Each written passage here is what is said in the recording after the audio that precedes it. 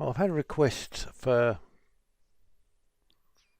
to put or find a way of making this look as though it's got glass in the windows. So this is what I'll come up with. Background layer. If you like, duplicate the background layer if you're not sure. I never bother now, but it's so-called good practice just to duplicate the layer and not work on the background layer. But for the sake of this, I'm not going to bother. What you need is, important thing is, you're going to need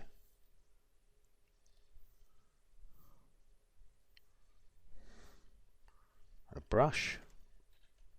It looks like broken glass, so when you click on it, it looks like a broken pane. Pick up on the internet, just Google broken glass brushes for Photoshop, and you'll come up with hundreds of thousands of these, so they're not difficult to get hold of. So I'll just get rid of that layer. You'll need a texture layer.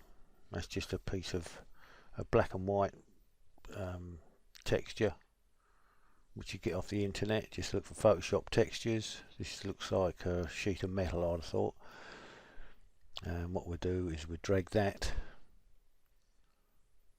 onto the other document. So if you highlighted it on here, get your move tool, click on it, drag it up.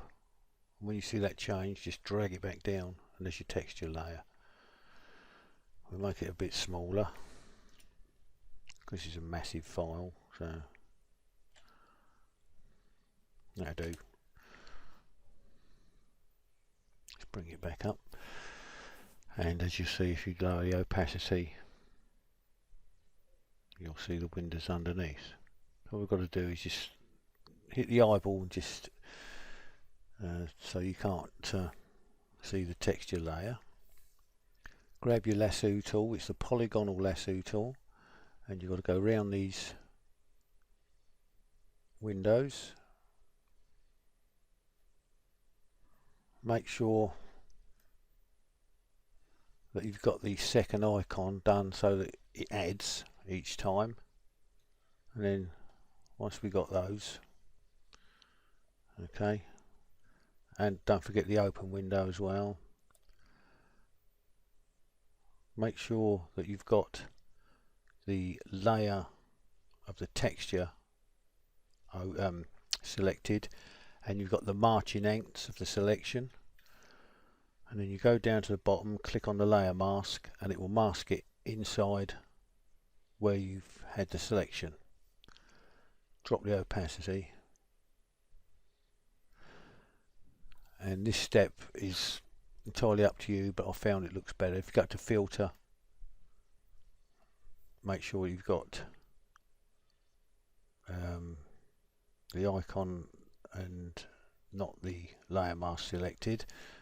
Filter, blur, Gaussian blur, and just blur it until you think it looks good. You can either go up like that, or you can come down a bit further. I quite like that because it looks as if you've got some form of shininess in it. You can take the opacity up and down to adjust how you like. If you look before and after, actually looks like it's got real glass in it. Make it look a bit more realistic. Make another layer. Grab your brush tool with your smashed glass in it. Just click it in one of the panes, and then we'll choose a brush.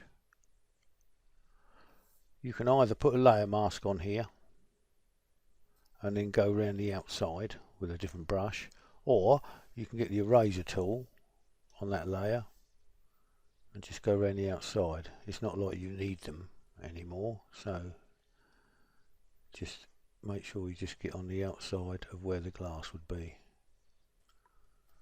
Okay, and to make it even more realistic, you click on that textured layer, just zoom in, grab your polygonal lasso again,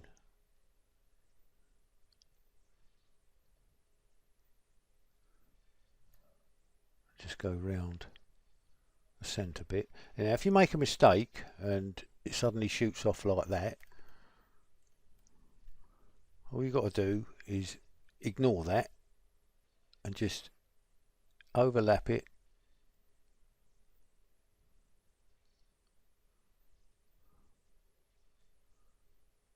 and just carry on where you were.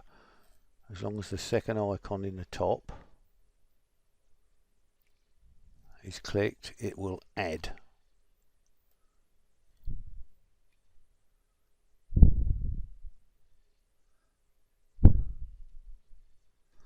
If you can't find where you started, just hit enter, and then just to clean it up, put this on subtract, or no, we'll have it on add, because it needs to be selected, doesn't it? There we go.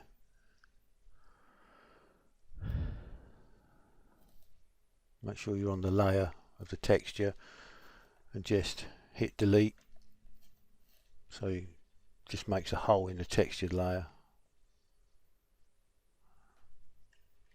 Control D to deselect that, and it just looks like a broken pane of glass. And you can do it however you think looks the most realistic. Have a play around with it and see how you get on.